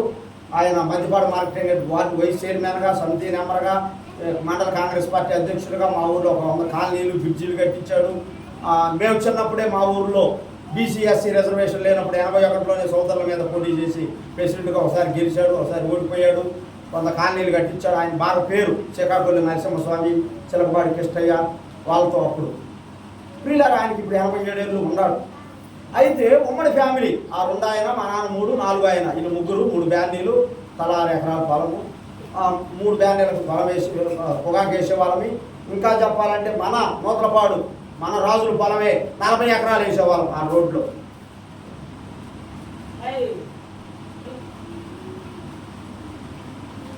40 ఎకరాలు పొగాకు వేసేవాళ్ళం. ఆ విధంగా సాగిపోతూ ఉన్నప్పుడు ఇద్దరు మాకు మామూలుగా అడగదోలడానికి కూడా మా పల్లెలో ఉండేవాళ్ళు, తోకలు ఉండేవాళ్ళు. వాళ్ళకి అన్నమ్మ అంతా 23 మంది మా ఫ్యామిలీ అందరూ కలుపుకోరు. మా మేనత్త మొగుడు కూడా వచ్చి మా ఊళ్ళో పొగాకు వేసుకొని మా ఫ్యామిలీలో ఏడే ఉండేవాడు. మా మేనత్త, ఇంకో మేనత్తకుంటే ఆమె భర్త చనిపోతే ఆమె కూడా ఉండింది మాలోనే. మొత్తం 23 మంది ఫ్యామిలీకి మా నాయనమ్మే వండి పెట్టాలి, ముసలామె. మా తాతగారు, మా నాన్నలు కొద్దిగా వయసులో చనిపోయారు. అయితే ఆ క్రమంలో మేము 1987లో ఏరిపోయి ఆ పాత పెరుగుళ్ళు 2 ఉంటే మా పెదనాన్న మా బాబాయ్కి ఇచ్చేసి ఇలా కష్టం, పూరి కష్టం 2 దూరాలు ముందు ఇలా రేపుడు పొగాకు పెట్టుకునే దాంట్లో ఉన్నాం. మరీ పొగాకు సీజన్ అయితే హాఫ్ గదిలోనే ఉంటాం. ఆ 3 నెలలు అయిపోయినాక మళ్ళీ ప్లేస్ అంతా మాదే. ఆ విధంగా ఉంటున్నప్పుడు మా బ్యాన్ని టోకర్ 1990లో నా 10th క్లాస్ అయిపోయింది. నేను ఇంటర్మీడియట్ ఒంగోలు కాలేజ్, నోకలబాట్లో కూడా ఇంటర్మీడియట్ కాలేజ్ లేదు. నా ఇంటర్మీడియట్ అయిపోయినాక 92లో పెట్టారు. ఒంగోలు శర్మ కాలేజీకి ఇల్లు వస్తూ ఉన్న క్రమంలో మా బ్యానీ టోకర్ మా ఆత్మీయ తండ్రి జోసఫ్ గారని ఇప్పుడు కవానేటి చర్చి మైనంపాట్లో ఆయన జిల్లా కోఆర్డినేటర్గా చేసి చాలా చర్చిల మీద కూడా ఉన్నాడు. తర్వాత వాళ్ళతో విభేదాలు వచ్చి ఆ సంస్థ నుంచి మానుకొని ఇప్పుడు ఇండిపెండెంట్గా చేస్తున్నాడు. ఆయన మా బ్యానీ టోకర్, ఆయన ఇంకొక ఆయన పల్లెలో మాదిగొల్ల ఆయన. నేను మా అమ్మమ్మకే అమ్మమ్మ మా అమ్మకే అమ్మమ్మ. ఆమె దేవుడు ప్రార్థనకి వెళ్ళేది ఎబ్రోన్ మందిరానికి ఒంగోలు. ఆమె ఆలూరు గాదిపాలెం అని కొప్పూరుకి ఆ సైడ్. అయితే ఆ క్రమంలో ప్రియులారా ఆమె మా అమ్మ దగ్గరకు వచ్చినప్పుడు ఒక సాపి తీసుకొని ప్రార్థన చేయించుకునేది. ఆ క్రమంలో నాకు ఒక చిన్న కొత్త నిబంధన గ్రంథం ఇచ్చిపోయింది. కొత్త నిబంధన గ్రంథం ఇచ్చిపోతే అది చదువుకుంటా నేను అయ్యా నువ్వు కూడా గొప్ప దేవుడు అంటని మంచం మీదే అనుకుని కొనుక్కునేవాడు. అది మా నాన్నగారు చూసి ఆయనకి చెప్పాడు, జోసఫ్ మా అబ్బాయి కూడా ఎట్లా. ఇక అది గమనించి ఆయన నన్ను దగ్గర చేర తీసుకొని నేను కాలేజీకి ఒంగోలు నుంచి పోయి రాగానే ఆ బ్యాన్ని పోయి కాడ కూర్చోవాడిని. చలికాలం. అయ్యా యేసుప్రభు గొప్ప దేవుడు. ఈరోజు ఇంకా 2 రోజుల్లో 3 రోజుల్లో క్రిస్మస్ పండగ ఉంది, నాకు చర్చి లేదు, రోడ్లో దొరుకుతున్నాను రయ్యా అన్నాడు. పల్లెలో మనం పోయేది ఏంది అని చిన్నతనంగా బిడియంగా సరే పండగ కదా అన్నాడని వెళ్ళా నైట్. ఆ రోజే రాత్రి నన్ను దేవుడు కొట్టుకున్నాడు. ఇక ఆ విధంగా ఆ రోజు ప్రార్థనకి వెళ్ళాను. క్రిస్మస్ రోజు 1990 డిసెంబర్ 25. ఇక తర్వాత ఆయన అయ్యా ఆదివారం వస్తుండు అంటున్నాడు. ఎక్కడ కుదిరిద్దాయి గారు, నేను చదువుకోవాలా, మాకు ఆ రోజు కాలేజీ ఉండిద్ది, ఆ ఒక్కరోజు ఏదో మేము జలసా చేయాలా, పొర వయసు కదా 16 ఏళ్ళు అని చెప్పండి. కాదయ్యా అంటే ఆయన ఒక బుక్ ఇచ్చాడు, ఈ బుక్ చదువు చాలేదు. నేనేదో ఆర్థిక ఇబ్బందులు వచ్చో రోగం వచ్చో దేవుడిని నమ్ముకోవాలా. ఆ బుక్ చదివా. పరవస్తు సూర్యనారాయణ గారని బ్రాహ్మిన్స్ ఆయన సాక్ష్యం మొత్తం చెప్తే మీకు చాలా సమయం అయింది. ఆయన ఒక బ్రాహ్మణ. ఆయన ఒకరోజు టౌన్కి పోతాడు సరుకులకి. అక్కడే యేసు ప్రభు గొప్ప దేవుడు, ఆయన ఇదిగో ఆయన లోకరక్షకుడు అని వాక్యం విని ఆ చర్చిలో పిలక మీద వెళ్ళి ఆ గ్రంథం నాకు ఇస్తారని తీసుకొని తీసుకుపోయా చదువుకోమన్నారు పాస్టర్. అది గుళ్ళో దొంగతనంగా చదివాడు. యెషయా గ్రంథం అర్థం కాక 8 సార్లు చదివాడు. బైబిల్ మొత్తం చదివి భగవద్గీతలో ఒక శ్లోకం ఉందంట, సర్వ పాప పరిహారోక్త ప్రక్షణ పుణ్యదాన బలియాగం అని. అంటే ఈ లోకములో ఈ మానవాళికి, ఈ ప్రపంచంలో మానవాళికి పాపము నుండి విముక్తి కలగాలంటే ఒక పరిశుద్ధుడు రక్తం సిందించాలి అని ఆ పాయింట్ పట్టుకున్నాడండి ఆయన 6 యజుర్వేదం, ఆ వేదం, ఈ వేదం 6 వేదాలు చదివాడు. వాళ్ళకి పెద్ద పల్లెటూరుల్లో పెద్ద ఆసాములే వాళ్ళ కాళ్ళు కడుగుతారు. అలాంటి బ్రాహ్మిన్స్ వాళ్ళు కవులు. వాళ్ళు గమనించి ఇంట్లో వాళ్ళు, నువ్వేంద్రా ఆ గ్రంథం చదువుతున్నావని ఒకసారి కొట్టి ఆ తలుపులన్నీ వేసి గుళ్ళో బంధించి వెళ్ళిపోయారు. అప్పుడు ఆయన అన్నాడు, నిజమైన దేవుడు అయితే నన్ను రక్షించన్నాడు. అప్పుడు ఆ తలుపులు కూడా తెలుసుకొని తెల్లారేళ్ళకే ఆయన తెలిసి ఉండయంట. ఆంధ్ర బయటకు వచ్చేసి యేసే గొప్ప దేవుడని ఆయన నమ్మి ఈ రోజున క్యార్మిల్ మినిస్ట్రీస్ అని హైదరాబాద్లో సంఘం స్థాపించి ఆయన 2 కొడుకులు కూడా దేవుని నమ్ముకొని సేవ చేస్తున్నారు. ఒక దినము పిల్లలు స్కూల్లో చేరితే ఫీజుకు డబ్బులు లేవు, అన్నానికి డబ్బులు లేవు, సరిగ్గా బియ్యం అయిపోవస్తాను. నేను ఎవరిని అడగను, ఎవరిని చేయి రాపను, అయిపోయినాయి అని కూర్చొని ప్రార్థన చేస్తున్నాడు. అరటికాయ తింటా పాలు తాగుతా. 3వ రోజు ఒక ముస్లాం వచ్చి ఇలాంటి ఆమె, అయ్యా నాకు 300 బస్తాలు ఒడ్లు పండినాయి, 30 బస్తాల దశం భాగం దేవుడు నీకే ఇమ్మని 3 రోజుల నుంచి నిన్నే చూపిస్తున్నాడు అయ్యా అని వచ్చి 30 బస్తాలు ఇచ్చేసి. చూడండి, హల్లెలూయా. ఎవరన్నా ఆయన అడిగాడా? ప్రార్థన చేశాడు. మరి కేతోరు వాగు దగ్గరికి ఏలియాకి కాకి ద్వారా ఆహారము మాంసము రొట్టె ఎలా పోయిందో ఆయన దేవుడు అలా పంపించాడు. ఆ దేవుడు ఆయన విశ్వాసంతో దేవుని నమ్ముకొని ఈరోజు కూడా హైదరాబాద్ సిటీలో క్యార్మిల్ మినిస్ట్రీస్ అని స్థాపించి గొప్ప సేవ చేస్తున్నాడు. ఉన్నాడు ఇప్పుడు 80-78 ఏళ్ళు ఉంటాయి ఆయన కొడుకులు నా వయసు ఉంటారు. కాబట్టి ఆయన సాక్ష్యం చదివి, ఎందుకంటే కీర్తన గ్రంథం రెఫరెన్స్ మీరు చదివితే లేట్ అయింది.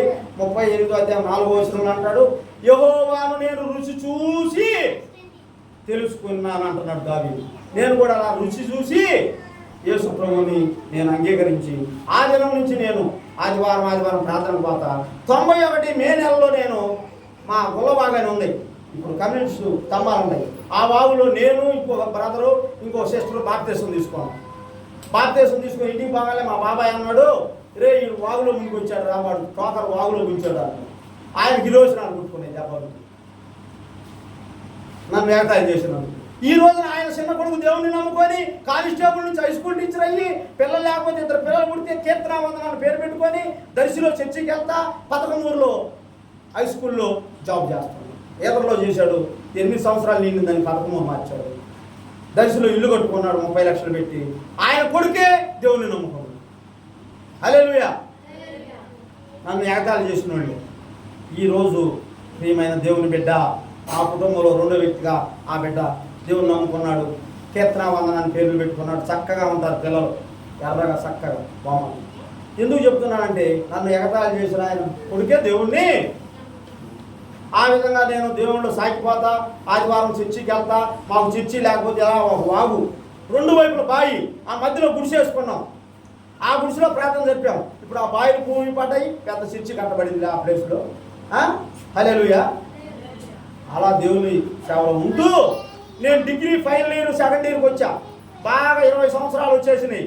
ముదిరింది వ్యవహారం. ఏమైంది? నా వ్యవహారం ఏమైంది? ముదిరింది.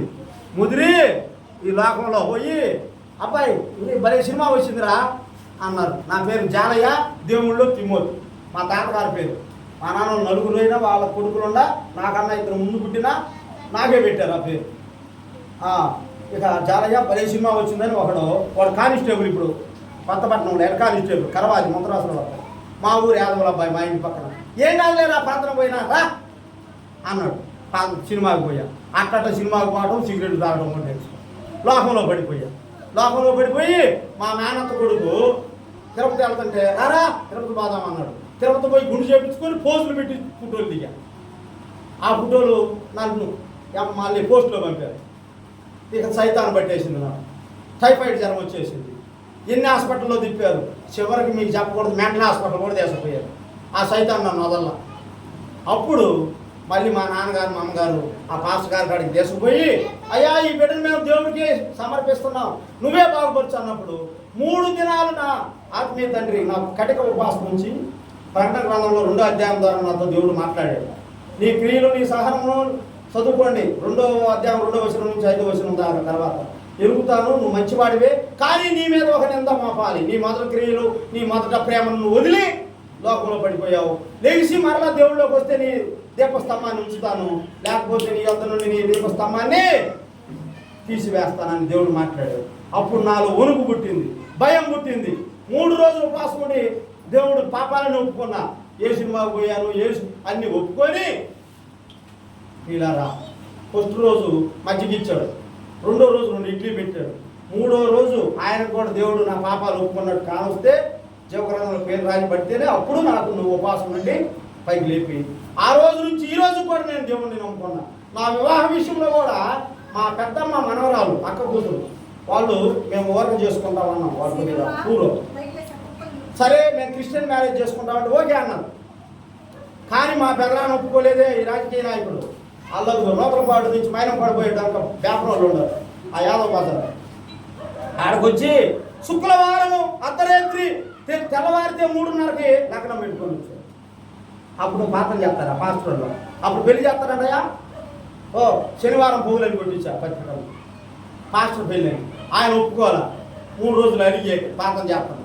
అప్పుడు నీ ఇష్టం ఎట్లా సాల్వ్ చేసుకోపో అన్నాడు. హల్లెలూయా. అప్పుడు ఒంగోలు పెద్ద సిచ్చి పాస్టర్ వచ్చి ఒక 20 మంది మామూలు పాస్టర్లు, ఏ కులభేదం లేకుండా 2 ఊర్లు పక్కన శరపాలెం మా ఊరు. ఆయన 2ంటికి వస్తాను పత్రికలో కొట్టి 5ంటికి వచ్చాడు. 5ంటినప్పుడు పెళ్లి ప్రారంభమైంది. పెళ్లి 7:30-8ంటికి అయిపోయేటప్పుడు బంతులు స్టార్ట్ అయినాయి. బ్రహ్మాండంగా దేవుడు నా వివాహం మా ఇంటి ముందే కొత్త ఇల్లు కట్టుకొని వివాహం జరిపించుకున్నారు. 1999లో నాకు ఇద్దరు అబ్బాయిలు, ఒక అబ్బాయి CA మొన్న పరీక్షలు రాశాడు, ప్రార్థన చేయండి, రిజల్ట్స్ వస్తాయి, ఇంకా వారంలో పాస్ అవును గాక మంచి మార్కులతో. మొన్న ఒక ఎగ్జామ్లో మన దేశంలోనే 50 ర్యాంకులు ప్రకటిస్తారు, అయితే 49వ ర్యాంక్ వచ్చాడు. ఒక CMA అని, కాస్ట్ మేనేజ్మెంట్ అకౌంట్స్ అని ఇంకో కోర్సులో, ఇది కూడా బాగా పాస్ అయ్యేలాగా ప్రార్థన చేయండి. చిన్న అబ్బాయి ఏమో ఇంజనీరింగ్ చదువుతుంటే 3వ సంవత్సరమే జాబ్ వచ్చింది, జాబ్ చేస్తున్నాడు వరంగల్ దగ్గర పోస్ట్ ఆఫీస్లో. అది నా యొక్క సాక్ష్యం. అయితే నేను ఒక ఉద్యోగం చేసుకుంటా, అక్కడ నేను ప్రమోషన్ మీద అసిస్టెంట్ మేనేజర్ అయ్యా, సూపర్వైజర్ నుంచి. అయితే బాగానే దేవుడు హెచ్చించాడు. కానీ 2015 నవంబర్ 9వ తారీఖు నేను ఉదయమే బండి వేసుకొని వెళ్ళా, ఆ కంపెనీ బైకు, కంపెనీ షేర్. నేను గనికి ఆడ ఇన్ఛార్జ్ మేనేజర్. వర్షం పడింది ముందు రోజు నుంచి. 8 గంటలకు మేము దిగలేదు, 11 గంటలకు తుప్పర్ల దగ్గర కిందకి దిగాము. ఆ పని చేసే క్రమంలో ఆ పొక్కలైన వచ్చి నాకు వెనకాలగా ఈ కాలునే ఆ గానే గుద్దింది. ఇది కాదు, బకెట్ కాదు, ఆ గాను తారు రోడ్డే మొక్కలైంది. గుద్ది ఈ మోకాలు ఏర్కాడుతుంది, బ్లడ్ అంతా పోయింది. ఒంగోలు తీసుకొని పోయారు, 25 కిలోమీటర్లు 25 నిమిషంలో. వీరయ్య సోదరి అన్నాడు 80% బ్లడ్ పోయింది, పాపడు గుంటూరు దేశం పోయి బతికించుకొని రండి, కాలు కూడా ఉంటే ఉండింది, లేదు, తర్వాత చూద్దామన్నాడు. ఒంగోలులో మా భార్య వాళ్ళ బాబాయ్ కంటి డాక్టరు, ఆయన భార్య గవర్నమెంట్ డాక్టరు, వాళ్ళు మా పెదనాన్న అల్లుళ్ళు పెద్ద పెద్ద ఉద్యోగాలు బ్యాంకుల్లో అందరూ వచ్చేసారు. మా పెద్దమ్మ కొడుకులు కొండల కొడుకు వాళ్ళు వచ్చారు. బ్లడ్ కావాలంటే మా పెద్దమ్మ కొడుకే ఇచ్చాడు ముందు. నేను చేసుకున్న ఆమె తమ్ముడే, మా అక్కల మా భార్య మేనమామ ఇచ్చాడు మా పెద్దమ్మ కొడుకే. ఆ తర్వాత కోరి నుంచి 50 మందిని తీసుకొని వచ్చి 7 బాటిల్ ఇచ్చారు. సంఘమిత్రాకి చేర్చారు. సంఘమిత్రాలో 7 బాటిల్ కట్టినాక అప్పుడు నన్ను బ్రతికించాడు. మొత్తం 5 ఆపరేషన్లు జరిగినాయి. షార్ట్కట్లో చెప్తున్నాను, టైం అయిపోయింది. 5 ఆపరేషన్లో ఇంకొక ఆపరేషన్లో 12:30 నుంచి రాత్రి 7:30 దాకా 3 డాక్టర్లు మార్చుకొని చేశారు. ఆ రోజు కూడా బీపీ డౌన్ అయిపోయి 90 పడిపోయి అయిపోయాను అనుకున్నాను. ఒకసారి 40 పడిపోయి చచ్చిపోయాను అనుకున్నాను. మొదటి డాక్టర్ పరిగెత్తుకుంటా పోయి ఒక ఇంజక్షన్ 4.5 వేయంట, అది తెచ్చేశాడు. ఆ రోజు బతికాను. ఫస్ట్ రోజు 80% బ్లడ్ అయిపోయింది, ఆ రోజు బతికాను. ఆపరేషన్లో బతికాను. ఇంకో రోజు ఐసీలో ఉన్నప్పుడు మా నాన్న నన్ను కొనుక్కోబెట్టే కాకరకాయ కూరతో అన్నం పెట్టాడు. అది ఈ లోపల పేగుల్లో ఏడకపోయి అర్ధరాత్రి మిషన్ లాగిపోయి కోమాలోకి వెళ్ళిపోయి చనిపోవాల్సింది. ఆ రోజు కూడా అందరు డాక్టర్లు వచ్చి నన్ను బ్రతికించారు. 3 సార్లు చనిపోవాల్సింది దేవుడు నన్ను బ్రతికించాడు. సావు అంచులు దాకపోయి వచ్చా నేను. నన్ను దేవుడు, నా ప్రాణం ఎవరు కాడుంది, సైతాన్ని తీయాలని చూసిన దానివల్ల కదా. మరలా మొత్తం 22 నెలలకు నేను మామూలుగా నడిచానండి. 5 ఆపరేషన్లు. నా లాంటి బాధ ఊరికి రాకూడదు. అప్పుడు చిన్నపిల్లలు, మా అబ్బాయి 8, ఒకడు 7. వాళ్ళ సాయి చూసుకుని ఏడ్చుకునేవాడిని. నేనేందయ్యా, నేను చనిపోతే నాయన నీ నామానికి అవమానమయ్యా, నేను లేవాలయ్యా, నా కాలు నాకు ఉండాలయ్యా, నేను మళ్ళీ నీ సువార్తను ప్రకటించాలయ్యా, నీ సేవ చేయాలయ్యా. అయ్యా నేను చచ్చిపోతే ఈ జనం నమ్మరయ్యా, నా కాలు తీసేసి నా నమ్మరయ్యా అని ప్రార్థన చేసుకున్న మచ్చంలో ఉంది. దేవుడు నాకు అద్భుతంగా స్వస్థత ఇచ్చాడు. నా కాలు తీసేయాలంది, నా కాలు నాకు ఇచ్చాడు. చనిపోవాల్సింది 3 సార్లు దేవుడు బ్రతికించాడు. ప్రియమైన దేవుని బిడ్డ, నిన్ను కూడా బ్రతికిస్తాడు, నిన్ను కూడా రక్షిస్తాడు. ఓర్పు కలిగి ఉండు. యాకోబు గ్రంథంలో చెప్తాడు, యాకోబు పత్రికలో, నిరీక్షణ, ఓర్పు కలిగి ఉండాలి. ఓర్పు నిన్ను బ్రతికించింది. ఆ ఓర్పు కలిగి ఉంటే దేవుడు నిన్ను తలగా చేస్తాడే కానీ తోకగా. కాబట్టి ప్రియుల, వీడి పని అయిపోయింది, చచ్చిపోతాడు, కాలు తీసేస్తాడు అనుకున్నాడు. కానీ నా యేసు గొప్ప దేవుడు నన్ను బ్రతికించాడు. మరలా ఆయన కృపలో నన్ను వాడుకుంటున్నాడు. మొన్నలాగా దేవకొండ సంఘంలో సేవ చేశాను. ఆ ఊరు దూరం అయిపోయి వాళ్ళంతా క్రిస్టియన్స్, ఆ నామకాంత క్రైస్తవులు. నేను చెప్పినట్టు తినటం లేదు, వాళ్ళ ఆరాధన వేరు, నేను చెప్పినట్టు తినటం లేదు, దూరం అయిపోయింది. వాళ్ళ మనవడు వచ్చేసాడు. నేను ఆ సంఘం మీరే చేసుకోండి, నా సొంత జోలి కావాలని ఇప్పుడు నా ఇంటి ముందే రేపులు వేసాను. నైట్ ప్రార్థన జరుపుతున్నాను 7 నుంచి 9 దాకా. మా ఇంట్లో వాళ్ళు 4, ఇంకో 3 వస్తున్నారు పక్కన, మా కుమారోళ్ళు, యాదవులు. నా స్టాఫ్ స్టార్ట్ చేశారు. ఇంకా 5 సంవత్సరాలే దేవుడిని నేను అడిగాను, నేను ఉద్యోగం చేస్తాను ప్రభువా, నా బిడ్డలు జాబులు అక్కడికి వచ్చి ఇంకోటి కూడా వచ్చేసింది, వాళ్ళ వివాహం అయిపోయినాక నేను జాబే చేయను, పూర్తిగా నీ సేవ చేస్తానయ్యా, నేను సంఘాన్ని కడతానయ్యా అని ప్రార్థన చేసుకుంటున్నాను. మరి ఆ రేపులు కొద్ది కోట్లు కట్టాలి, ఇలాంటి మైక్ ఒకటి కొనుక్కోవాలి, దాని కొరకు ప్రార్థన చేస్తున్నాను. నాకు ఇస్తాడు, నాకు లెక్కేం లేదు, ఎవరు సహాయం అడగను, నేనే కొనుక్కుంటా, నేనే ఇస్తుంటా చాలామందికి. అందువల్ల నేనే కొనుక్కుంటాను. దేవుడు నా పరిచర్యను కూడా దీవించాలని ఆశీర్వదించండి. పగలేమో ఇలానే నేను వెళ్తుంటా, నైట్ గుడికలు కుటుంబ ప్రార్థనలకు వెళ్తుంటాను. నేను ఇప్పుడు మళ్ళా పాస్టర్ గారు రమ్మన్నాడు, రాత్రి వెళ్ళిన పాస్టర్ గారు, అయ్యా నాకు కుదరదు, నేను ఇలా అమ్మాయి పని ఉంది, మేము అటు వెళ్తున్నాము అని చెప్పాను. కాబట్టి ప్రియులారా, దేవుడు గొప్పవాడు. నన్ను బ్రతికించిన దేవుడు నిన్ను బ్రతికిస్తాడు. ప్రియమైన దేవుని బిడ్డ, నీవు దేవుని యందు నమ్మకం ఉంచు, దేవుని యందు విశ్వాసం ఉంచు, దేవుడిని వదలబాకు. దేవుడు నిన్ను ఆశీర్వదించును గాక, మీ సంఘాన్ని ఆశీర్వదించును గాక. మా సిస్టర్, మా సొంత ఆత్మీయ చెల్లి, మా సొంత చెల్లితో సమానం, మా చెల్లి సేవను కూడా దేవుడు పరిచర్యను మెండుగా ఆశీర్వదించును గాక. రేపు ఎల్లుండు కొంజేడులో జరిగే ఆ సభల్లో దేవుడు ఆ బిడ్డలను వచ్చే స్పీకర్ను బలంగా వాడుకుంటును గాక. మీరు అందరూ వచ్చి అందరూ కూడా దేవుని దీవెనలు, దేవుని ఆశీర్వాదాలు పొందుకోవాలని మీ అందరిని కోరుతూ సెలవు తీసుకుంటున్నాను. చిన్న ప్రార్థన.